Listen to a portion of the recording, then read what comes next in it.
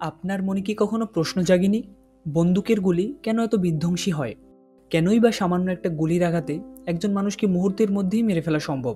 বিজ্ঞপ্তির আজকের এপিসোডে আমরা তুলে ধরব গুলি কিভাবে লক্ষ্যবস্তুকে আঘাত করে ও এর ক্ষয়ক্ষতির পরিমাণ কতটা হতে পারে।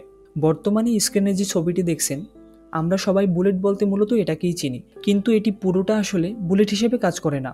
সামনের এই অংশটুকুই শুধু বন্দুকের নল থেকে বেরোয়, পিছনের এই অংশে থাকে গান পাউডার, যার সাহায্যে উচ্চ গতিশক্তিতে বুলেটকে বন্দুক হতে সজোরে সরে মারা হয়।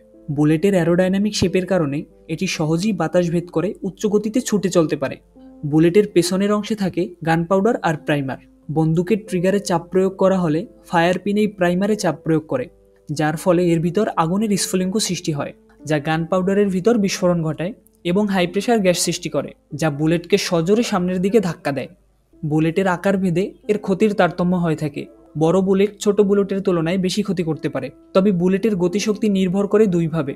যদি বুলেটের ওজন দ্বিগুণ করা হয় তবে এটি দ্বিগুণ শক্তিতে আঘাত হানবে, আবার যদি ওজন একই রেখে গতিশক্তি দ্বিগুণ করা হয় তবে এটি 4 গুণ শক্তিতে আঘাত হানবে। আঘাতের ক্ষতির পরিমাণ লক্ষ্যবস্তুর দূরত্বের উপর নির্ভর করবে। যে বস্তু যত বেশি কাছে হবে তার ক্ষতির পরিমাণও তত বেশি হবে। কেউ যদি গুলিবিদ্ধ হয়ে আঘাতপ্রাপ্ত হয় তবে প্রথমেই তার রক্ত পড়া বন্ধ করার ব্যবস্থা করতে হবে এবং যত দ্রুত সম্ভব রোগীকে হাসপাতালে নিতে হবে।